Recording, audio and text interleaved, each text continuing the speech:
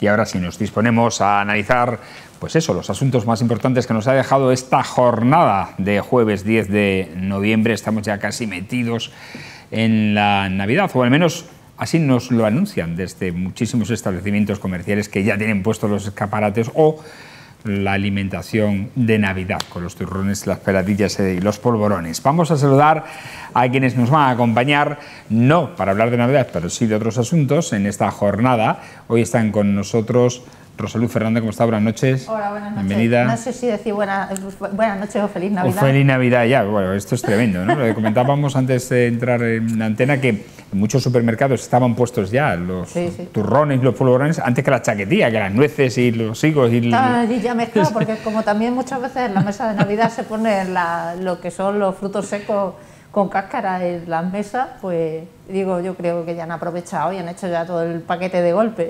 Paco Miranda, ¿cómo está? Buenas noches. Buenas noches, Fran. Bien, se nos desvirtúa esto de la fecha ya. Bueno, ¿qué hacemos? Si al final mandan ellos porque nos lo ponen y picamos.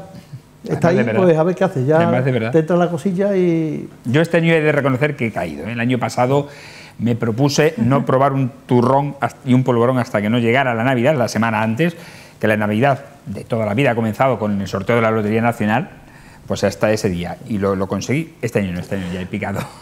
Fíjate que las fechas de caducidad de los turrones, lo tengo más que comprobado, duran justo hasta diciembre del siguiente año. Con lo cual, nosotros en casa retiramos todo lo que es Navidad y tal de casa, nos lo llevamos al campo y en el campo estamos todo el año picando de la bandejita, que tal, hasta que llega la fecha. Quiere decir que al final empalmamos un año con otro. Y que cuesta acabar con ella, ¿eh? Cuesta acabar con ella. Vamos a comenzar hablando de la línea de alta velocidad, porque hoy el alcalde de Mérida, en un acto, en un congreso sobre protocolo que se ha celebrado en el Palacio de Congresos de Mérida, un congreso nacional adelantado, que ya se están realizando las catas de arqueología en el entorno del puente de hierro para la construcción del nuevo puente que va a albergar las vías de alta velocidad y que va a llevar esas vías de alta velocidad hasta la estación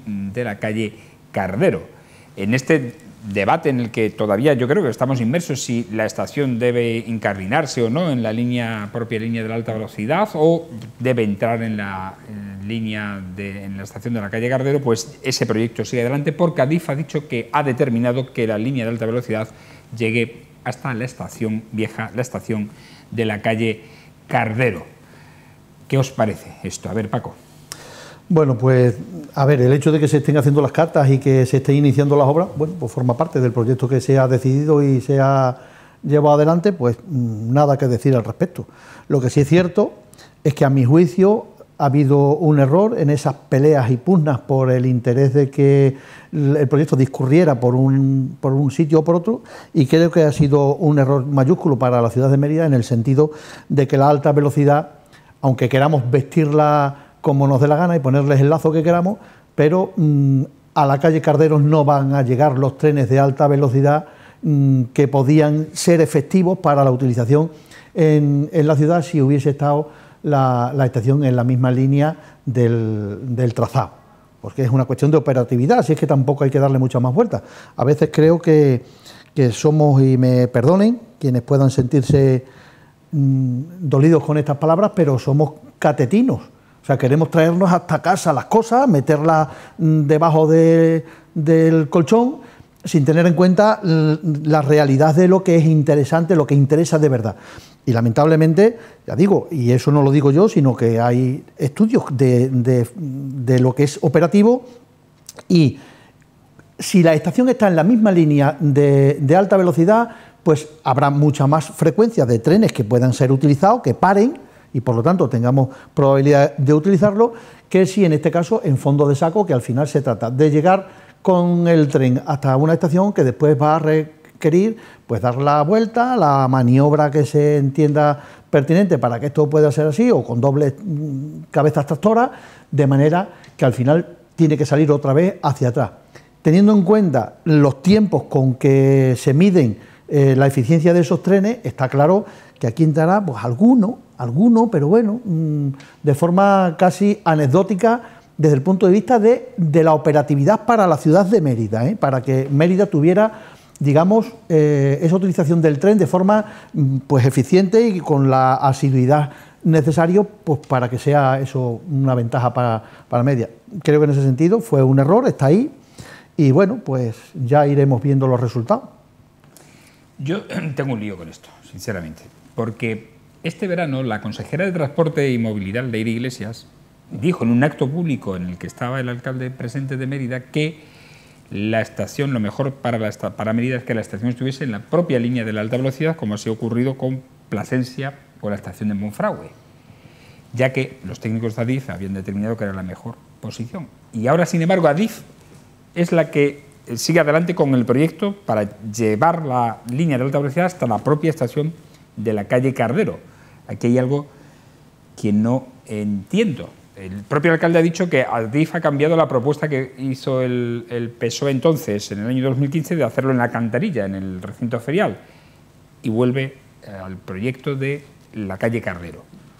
Estos cambios de opinión por parte, digo, de Adif, no sé a qué son. Al final sí es que es fruto de decisiones políticas, porque los proyectos al final se desarrollan en función de... Es verdad, hay una parte técnica de posibilidades sí o no, porque tú no puedes plantear las cosas como tú quieras y después de forma técnica no se pueden materializar. Pero salvando el escollo de la cuestión técnica, pues luego también es verdad que hay muchas maneras de solventar los problemas.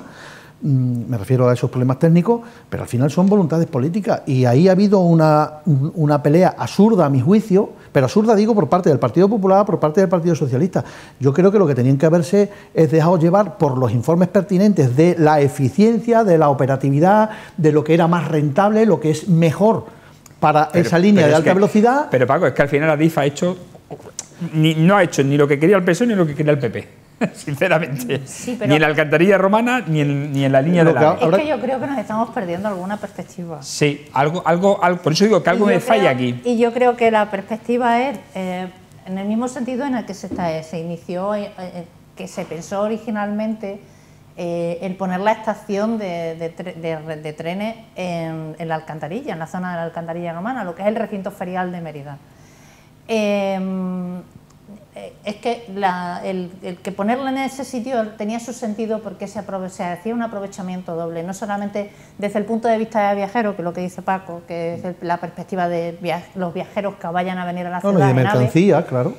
Pero el tema está también en las mercancías, y las mercancías, el sitio natural de la descarga de mercancías es justamente un poco más adelante de la alcantarilla romana, que es donde está lo que todos conocemos como la ITV aquí en Mérida, la zona de la ITV, que es una zona de naves y que puede ser perfectamente para una zona una pequeña plataforma logística que te permita distribuir las mercancías que vengan en esos trenes para luego su posterior envío a donde proceda. Ese sitio sí tiene un punto ahí estratégico que sí es el que obliga a que ese tren entre en Mérida. Una vez que ya metes el tren en Mérida para la descarga de las mercancías, también te sirve para la descarga de viajeros. Sí es cierto que estamos siendo un poco ombligos muchas veces todas las ciudades, y no lo digo por Mérida, lo digo por todas las ciudades por las que es posible el paso de un tren, porque lo que se está intentando es que haya paraditas en todos los sitios, y esto hace poco lo he comentado con una persona precisamente, que sí que está muy bien parar en muchos sitios, porque te permite un reciclaje de viajeros en la población y que todas las personas que viven en esas poblaciones tengan un medio de transporte público bastante efectivo.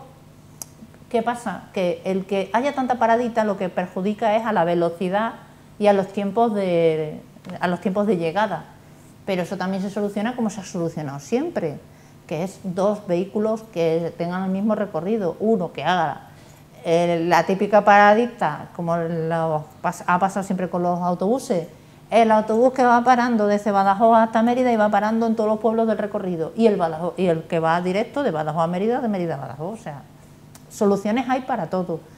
Lo que hay es que ir viendo qué tipo de situaciones son las que nos puedan favorecer de una manera o de otra. Yo creo que el planteamiento que hay ahora mismo, en el que se está intentando recuperar y poner en valor un transporte público como es el tren y como son todos otros tipos de transportes públicos, que es un es algo que se ha puesto, se está queriendo poner en valor para facilitar esa movilidad de las personas. Creo que hay una apuesta bastante más clara al año que viene, en el que ya está recogido, ¿no? que posiblemente sea esto, ir apostando por un transporte público, favorecer esa movilidad dentro de la propia comunidad autónoma, para intentar no apostar tanto por los vehículos propios, sino por el transporte público. Por el transporte público. Sí. Ojo, pero que a mí, vuelvo a insistir, a mí me sorprende porque la inversión no es baladí, son 10 millones de euros lo que cuesta conectar la estación con la línea de alta velocidad. Pero es que tenemos que recordar que Adif es decir, que con 10 millones de euros se puede hacer una estación buena. Es que Adif ha hecho una inversión bastante importante en la estación de Mérida, ha hecho una renovación muy importante. Sí, la ha hecho, es cierto, pero no tan importante como los 10 millones que se va a gastar en la infraestructura. Pero es que tenemos que tener en cuenta varios factores, no solamente el que se haya hecho esa remodelación. La remodelación es una remodelación muy importante. Adif lo que no remodela lo descarta automáticamente. Entonces yo creo que debería de ser una pista que toda esa remodelación y toda esa actualización que se ha realizado dentro de la estación, que los que hayan podido ir a verla lo van a notar mucho, sobre todo los que hemos ido de toda la vida a la estación de tren, se nota bastante la actualización tan grandísima que tiene ahora mismo esa estación de trenes. De esta manera, a ver, pero si yo, a lo mejor los intereses, si se les pregunta... Yo tengo la sensación, perdona, Paco, que Adif tiene la intención de continuar con la estación logística de San Lázaro, de mercancías. Y por eso ha dejado que la alta velocidad llegue a la estación los de Mérida. intereses que pueda tener Adif desde el punto de vista de la posible inversión ejecutada, eso es una cuestión. Y otra es, ¿qué le interesa a la ciudad de Mérida? Sinceramente, es que creo que es un error mayúsculo. Pues mira, todo lo que tenga que ver con una plataforma logística donde se pueda difundir nuestras mercancías, nuestros productos, que no necesitan estar dentro de la estación, que es de la propia estación logística, habrían salido si la línea ferroviaria estuviera en el sentido la estación en el sentido de la línea. Y luego, desde el punto de vista operativo, sí, está muy bien y hay una apuesta por el servicio público de los trenes y tal, pero aquí es una cuestión muy clara. Yo tengo que tomar la decisión de si me interesa. Si yo voy a Madrid, tengo que ver si me interesa desplazarme en el tren o desplazarme en el coche privado, por una cuestión de que tengo que llegar a un hora a un sitio, que tengo que hacer mis gestiones de negocio o personales y del costo. Lo que dice es que si al final me van a constreñir porque los trenes que realmente van a parar en Mérida para que sean operativos y yo me pueda subir, va a ser un tren al cabo del día, porque no van a parar todos, vamos, eso que se nos quita de la cabeza porque es absolutamente inviable e imposible. O sea, si alguno de esos trenes que entren me va a constreñir, obviamente, pues con un corset de horarios y de tal, que probablemente me hará tener que seguir disponiendo del coche privado porque si no, no voy a llegar a la hora convenida o porque la hora directamente no me va a cuadrar con las gestiones que yo tenga que hacer. Entonces, a mi juicio, lo que a la ciudad de Mérida le hubiese interesado, al margen de intereses particulares por parte de las empresas, en este caso de Adif, pues que mirará sus inversiones y lo que hizo en su momento ahora le compensa o lo deja de compensar porque había intereses, porque el proyecto ese prosperara, o sea, todo eso estará sujeto a unos intereses que son los de Adif. Pero yo creo que se dan de bofetadas con los intereses de la ciudad de Mérida y esa es la parte en que políticamente habría que haber peleado, a mi juicio, por el interés de la ciudad de Mérida al margen del interés que pueda haber tenido la empresa, en este caso, que gestiona el ferrocarril, que es Adif. Entonces, ahí es donde creo que políticamente había que haber estado pues en la pelea de buscar los intereses de la ciudad de Mérida, pero sí es verdad que al final se han ido un poco de la mano o ha habido dejación, o sea, no lo sé. Yo, sinceramente, a mi juicio creo que es un error y que la ciudad de Mérida va a pagar las consecuencias de no tener pues esa disponibilidad de un tren eficiente que nos permita pues tener operatividad y poderlo coger como algo interesante, rápido y... Yo creo que sí se va a poder coger, ¿eh? Bueno, ya te lo diré, yo creo que no va a haber solamente un tren. No, porque evidentemente ahora mismo no hay un tren que haga el trayecto Badajoz-Mérida, ni un tren que haga el trayecto Mérida-Madrid. Ahora no tenemos alta velocidad, Rosa. Es que el tema está en que ahora los trenes es mejor ni siquiera entrar en qué trenes tenemos, que es de vergüenza. La vía que van a tener que utilizar es la que se está haciendo. Entonces, con lo cual... Es evidente que tienen que ajustarse a las necesidades del público. En el momento que entren aquí en Mérida se rompe el principio de tiempos. el momento en que tú metes un tren y sales, yo no sé el tiempo que les va a suponer, pero desde luego no va a ser poco. Cambian los tiempos, no lo rompes de tiempo, cambian los tiempos. Habrá que ver de qué forma y manera se llega a eso, es lo que he dicho desde el principio, que hay que ver cuáles son los puntos en los que se deben hacer las paradas para tener ciertas agilidades. Entonces, habrá que verlo con el tiempo, habrá que verlo también por el uso, porque también de qué te sirve tener, tardar más o menos si el uso lo hace mínimo, te va a dar lo mismo. Entonces, habrá que ver cuál es la empleabilidad que tiene un tren en esta ciudad, o para qué lo utiliza la gente, o cuánta gente que venga de fuera lo va a utilizar. Yo creo que esas son las primeras premisas para poder determinar si una cosa es aceptable, no es aceptable, te puede servir o no te puede servir. Por lo demás, yo creo que lamentablemente escuchamos en las noticias todos los días la cantidad de gente que se queda colgada o con los tiempos y los problemas que están generando, con lo cual que utilicen el ferrocarril sí que hay mucha gente. Y de hecho el tema de los sitios desde donde se deben de partir, hombre, yo entiendo que los estudios demográficos determinan cuáles son los sitios. Mérida yo creo que está fuera de toda duda desde el punto de vista de la ubicación para absorber a los pueblos de los entornos. O sea, la semana pasada un amigo mío estuvo en Valencia, se desplazó hasta Valencia mediante trenes y dijo que son de precisión suiza los horarios. O sea, que por algún sitio... aquí? Sí, desde Badajoz. Sería un día magnífico, porque la estadística, y lamentablemente, ojalá no fuera así, porque no va en detrimento de nuestros intereses, pero la estadística dice que desde el momento en que se puso en marcha este nuevo tren, el Albia y se puso en marcha el servicio, vamos a casi a incidencia por día, ¿eh? O sea, no, en fin, mira qué bien, le fue fenómeno. Hizo un viaje que le fue genial y cumplieron los horarios. Muy bien, lo único que pero porcentualmente de las paradas, ¿no? O sea, que va parando en todos los chiringuitos porque hace una parada en Moral, otra no sé dónde, otra no sé dónde, otra no sé dónde. Va haciendo muchas paradas por el camino. Bueno, yo supongo que eso se habrá de regular, ¿no? Es que eso te limita... Yo sí he visto en redes sociales, en nuestras redes sociales precisamente, cuando publicamos un tipo de noticias sobre incidencias, etcétera y tal, que los trenes se están utilizando mucho en Extremadura. Sí. Se están utilizando mucho. De hecho, ha crecido el triple desde que ha entrado en vigor esta nueva línea de altas prestaciones, alta velocidad o como se llame.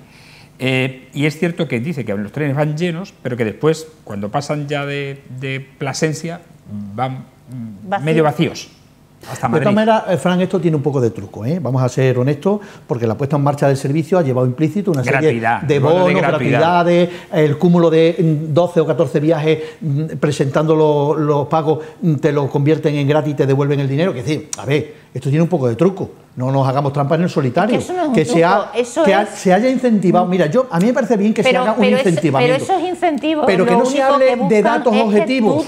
Sí, pero, eso no son datos reales, son tramposos esos datos. No, pero mira, entonces, el que tú incentives un transporte público que normalmente no se utiliza, lo que te hace es ver las posibilidades que tú tienes para utilizarlo en tu vida habitual, en tu día a día.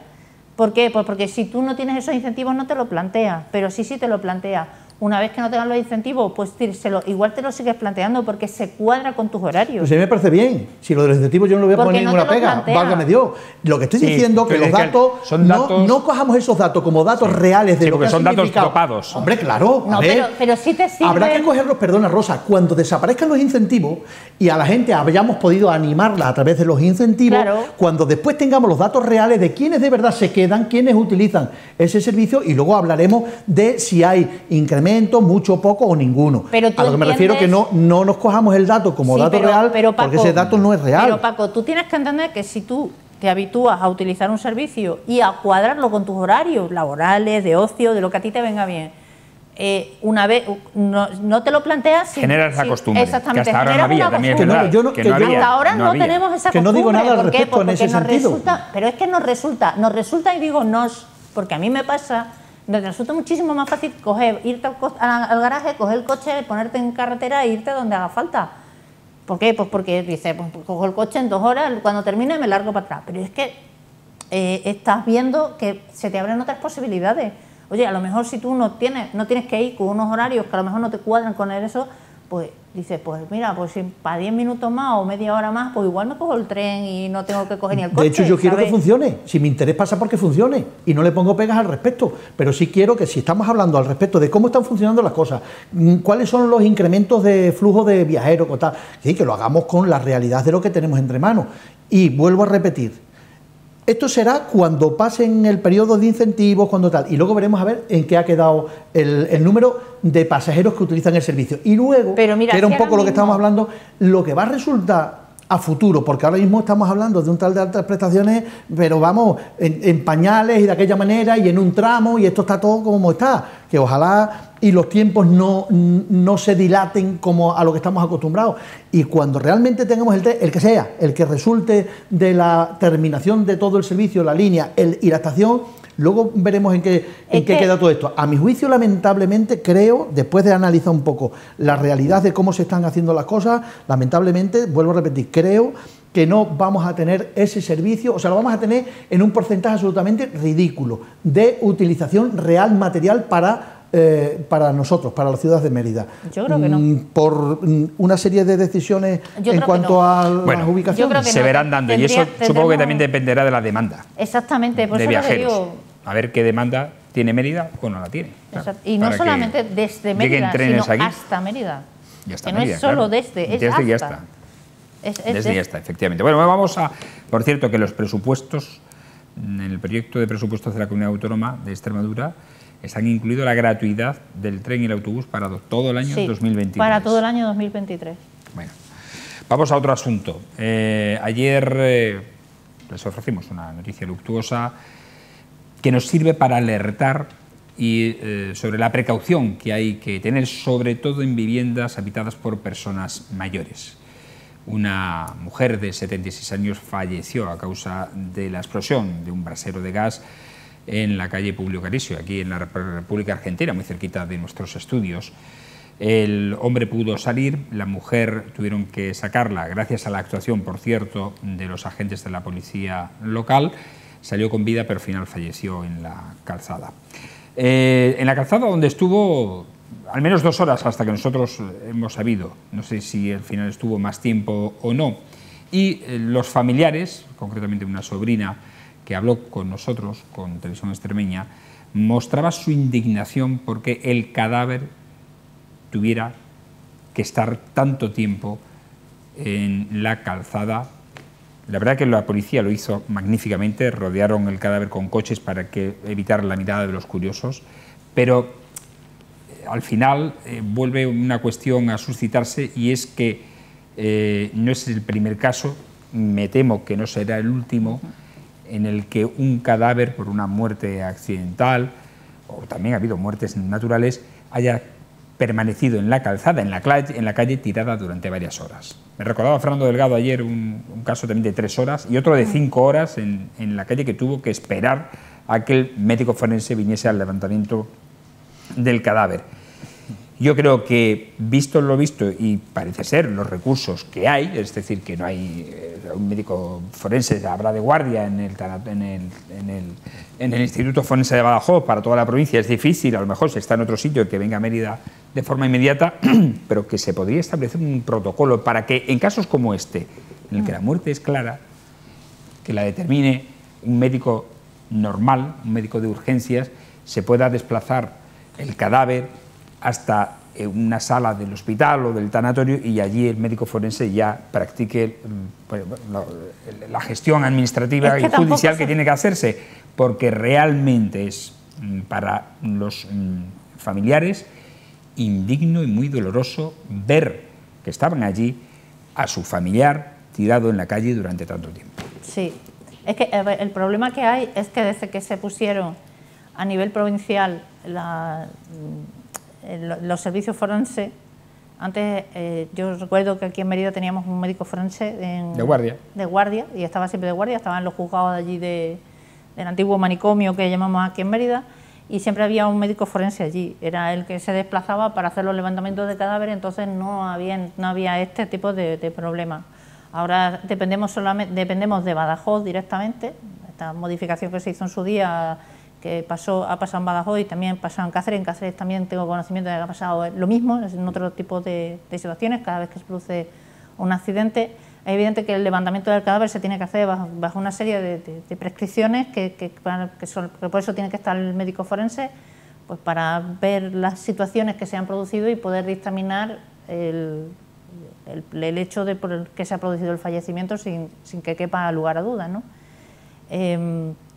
Cada vez que se producen este tipo de situaciones hay una investigación también detrás y entonces yo creo que por eso no se avanzan nunca ni nadie intenta hacer nada fuera de lo que tienen que hacer, si tienen que esperar 2 horas, como si tienen que esperar 40, el tiempo que sea que se tengan que esperar, porque no saben de qué forma y manera se han producido los hechos que han llevado a que esta persona fallezca y por eso yo creo que no intentan acelerarlo de otra manera o no intentan buscar otro tipo de soluciones.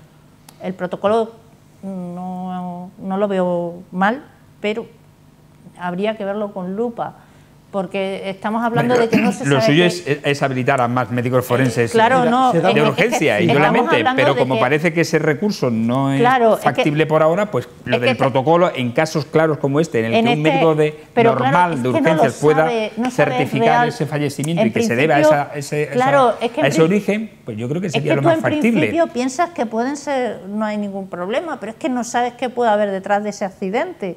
Entonces, yo creo que por eso siempre lo intentan coger todo con pincitas para evitar cualquier cuestión que pueda venir luego derivada de esa investigación que se abra. Entonces, pero esto no deja de ser un sufrimiento añadido a las familias. Yo entiendo que es penoso que haya familias que tengan que sufrir ese tipo de hechos, eso sí es cierto. Que se cumplan los protocolos es normal, porque efectivamente, como dice Rosa, no debe de quedar lugar a duda de que la muerte se produjo de tal o cual manera.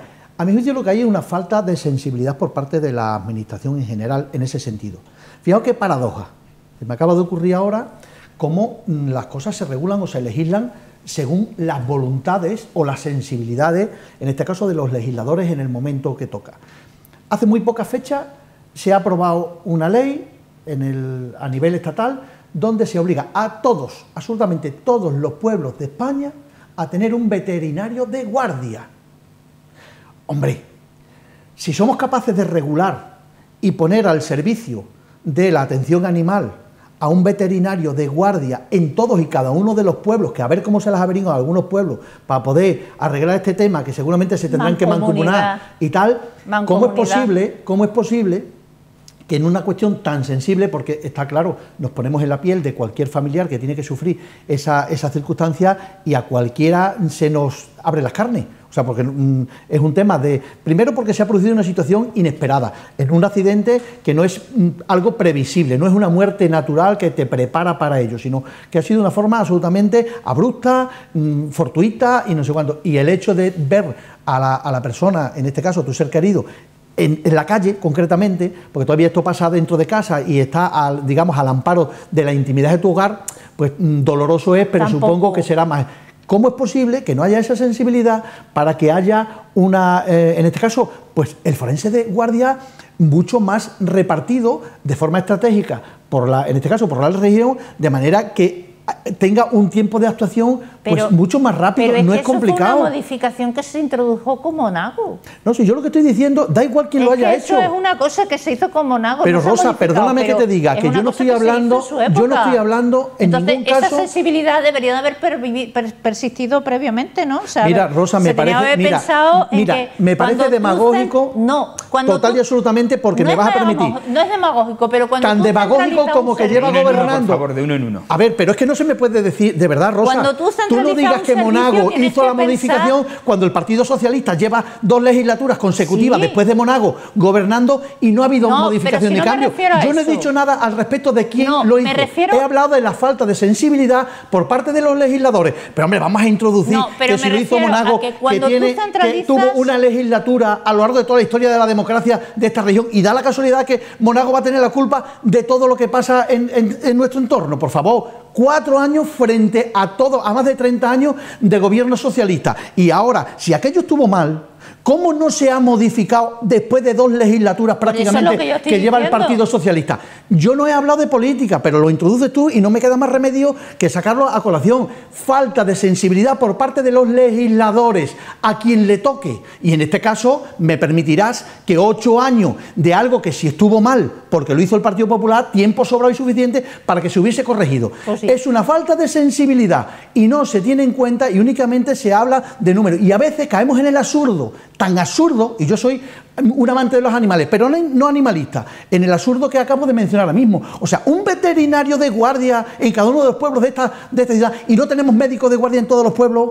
Ya no estamos hablando del forense para una cuestión de esta naturaleza, pero ni siquiera el médico para poder atender las posibles urgencias de cualquier persona en un pueblo. No existe, por lo tanto, falta de sensibilidad de los legisladores. Y ahora mismo los legisladores a nivel regional y nacional son del Partido Socialista. Si hay que ponerle etiqueta a quienes tienen la potestad de poder arreglar o corregir las cosas, pues a cada uno lo que les toca. No era mi intención, desde luego, pero vuelvo a repetir. En este caso le toca a quien le toca y entiendo que hay una falta de sensibilidad terrible. Ojalá nadie tengamos que pasar por esa situación, porque la pérdida de un ser querido, ya lamentablemente, pues ya uno tiene años y he dejado atrás a algunos de mis seres queridos. Gracias a Dios han sido en circunstancias, digamos, normales, por enfermedad, por tiempo, que te prepara, que te da lugar y lo haces en la intimidad y en el calor de tu hogar, de tu casa y con tus seres queridos. Esto que ha pasado, que pasa con relativa frecuencia, porque los accidentes se producen, lamentablemente, pues está pasando y es una pena. Habría que sensibilizar, habría que dar un golpe encima de la mesa y que quienes tienen potestad de corregirlo, lo hagan porque no es justo, es inhumano, no se debe de permitir. Esa de verdad, ver a la familia, nosotros estuvimos en el lugar del accidente ayer y ver a la familia rota esperando a que viniese el médico forense al levantar el es que eso es lo que yo decía, que cuando tú centralizas un servicio tienes que pensar en que es esa persona que está en ese servicio y que está tan centralizado, se tiene que desplazar a muchos sitios. A lo mejor no necesitas una persona, necesitas ampliar la plantilla.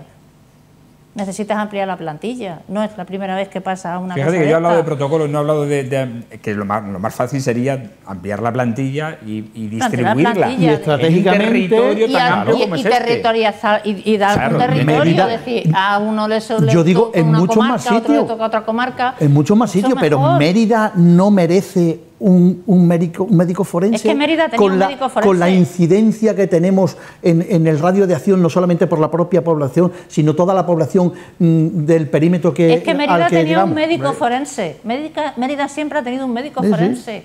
Que estaba, Mérida siempre lo ha tenido. Se han hecho las autopsias. Debería devolver. Tiene médico forense, no tiene médico forense de guardia. De guardia no lo tiene. De guardia. Exacto. Hay que puntualizar eso porque médico forense hay en Mérida, en Almendralejo, en Don Benito, en varios sí, donde hay juzgado. Pero de guardia no. Donde hay juzgado siempre hay un médico forense. Exacto. Pero de guardia no lo hay. Bueno, en fin, la verdad es que tenemos mucho más temas, pero no nos da tiempo, así que tenemos que despedir ya nuestra picota, nuestra tertulia. Ha sido interesante el poder hablar sobre 2 temas que ha suscitado el interés de nuestros picoteros y también, evidentemente, espero, de nuestra audiencia. Así que desde aquí agradecer, como siempre, a ellos su análisis y su opinión. Paco, muchas gracias por estar aquí. Un placer, como siempre. El debate es saludable y enriquecedor, por lo tanto, siempre un placer. De eso se trata, de aportar ideas y de diferentes puntos de vista sobre un mismo tema que ponemos aquí sobre la mesa. Que pases un buen fin de semana, Rosa. Igualmente, yo, si me permites, como siempre, mi mensaje a nuestro querido Abel. Ayer vi una fotografía de él. Que sigue evolucionando con su recuperación, que todos estamos deseando de poder echar un ratito con él. Tenemos ganas de, ojalá que vuelva aquí otra vez. Ojalá que venga pronto. Exacto. Aunque las cosas no... De momento no pueden ser. Van lentas, exacto. Bueno, nos vamos, señores, no hay tiempo para más. Agradecer a nuestros picoteros y a ustedes también su atención, indudablemente, por seguirnos, tanto aquí en la TDT, Canal 48, con repetidor orientado a Arroyo, no lo olviden, y también en nuestros medios digitales, en nuestras redes sociales, Facebook, Twitter, YouTube, Instagram y con nuestro canal de Twitch, así como en nuestra página web de televisionextremeña.com, donde pueden seguir la emisión en directo desde cualquier punto del planeta, pero también pueden informarse con las noticias que se publican. Mañana tendremos una nueva cita aquí en La Picota. Hasta entonces, buenas noches y sean felices.